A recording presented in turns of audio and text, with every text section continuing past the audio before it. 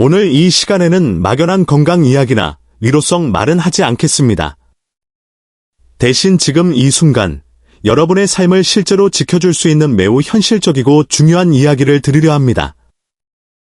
본격적으로 시작하기 전에 화면 앞에 여러분께 꼭 한 가지를 묻고 싶습니다.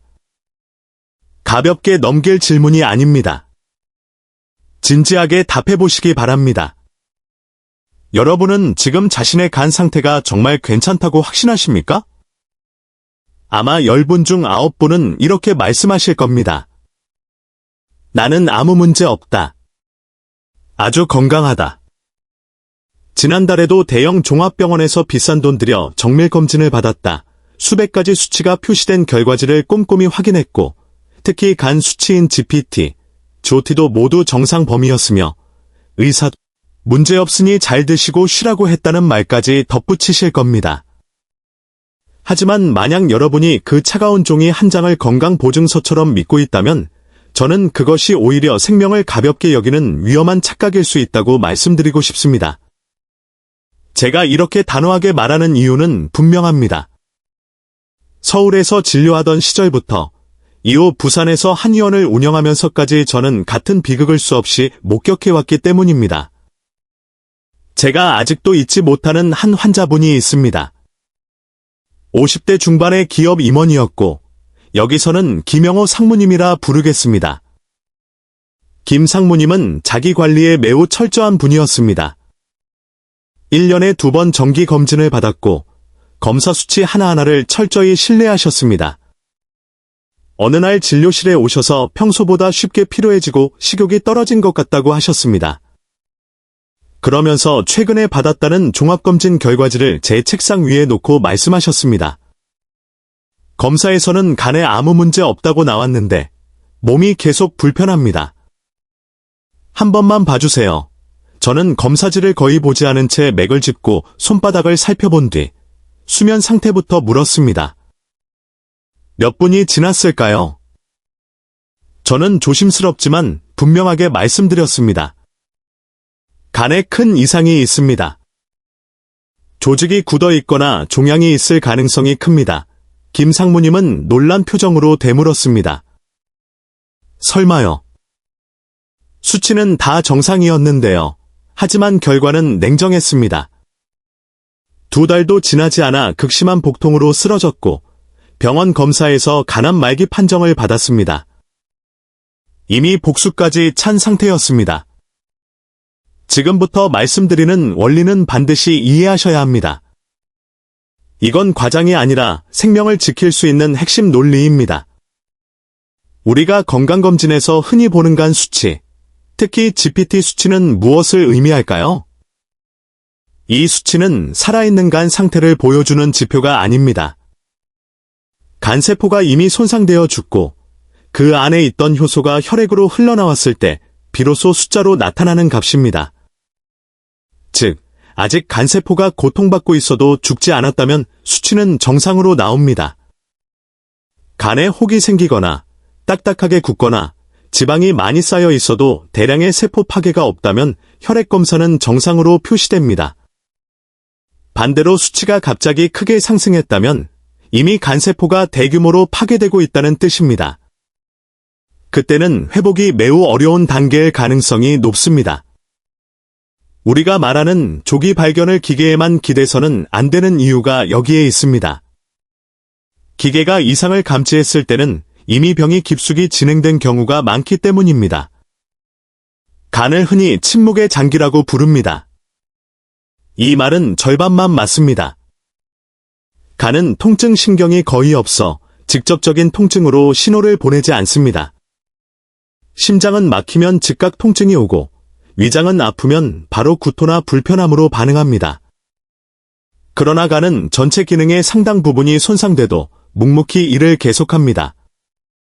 하지만 간이 침묵한다고 해서 몸 전체가 침묵하는 것은 아닙니다.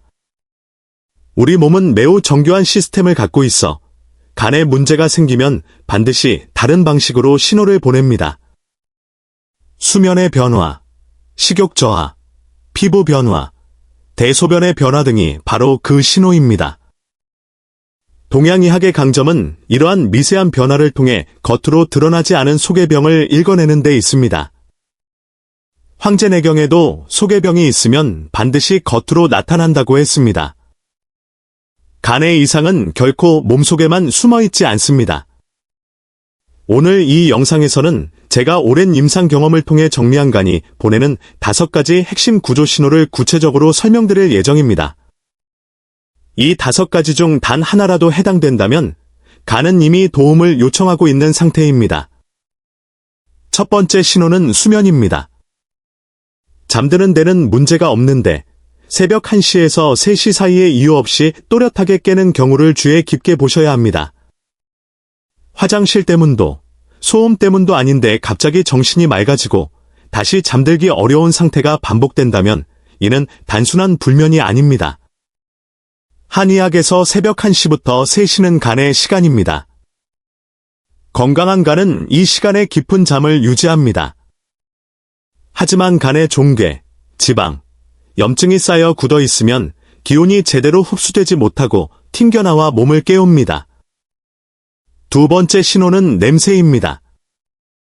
양치나 가글로도 사라지지 않고 입을 다물고 있어도 다시 올라오는 썩은 과일, 유황, 생선 같은 냄새는 단순한 구취가 아닙니다.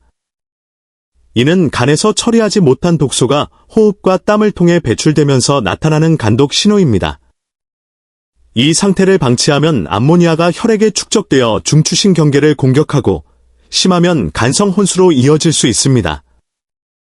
절대 가볍게 넘겨서는 안 됩니다. 세 번째 신호는 피부와 출혈입니다. 칫솔질만 해도 잇몸에서 피가 나거나 가볍게 스쳤을 뿐인데 멍이 쉽게 들고 오래 사라지지 않는다면 단순한 피부 문제로 보아서는 안 됩니다. 간은 피를 저장하고 조절하는 장기입니다. 혈액 응고에 필요한 단백질 대부분이 간에서 만들어집니다. 간 기능이 떨어지면 작은 자극에도 출혈이 쉽게 발생합니다. 네 번째 신호는 소화, 특히 대변 상태입니다. 기름진 음식을 조금만 먹어도 복통과 설사가 생기고 대변이 물에 뜨며 기름막이 보인다면 이는 지방변으로 간과 담즙 기능 저하의 대표적인 신호입니다.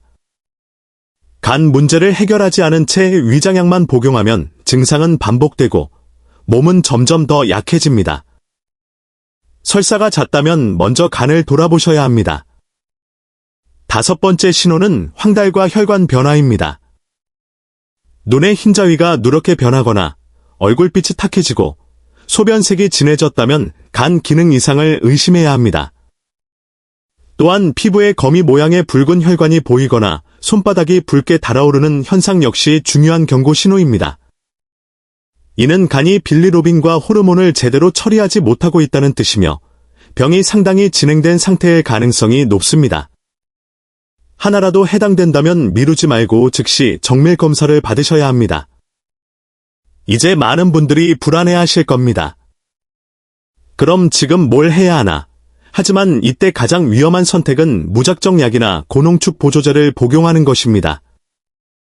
이미 지친 간에 또 다른 부담을 주는 행동일 수 있습니다. 해답은 의외로 가까이에 있습니다.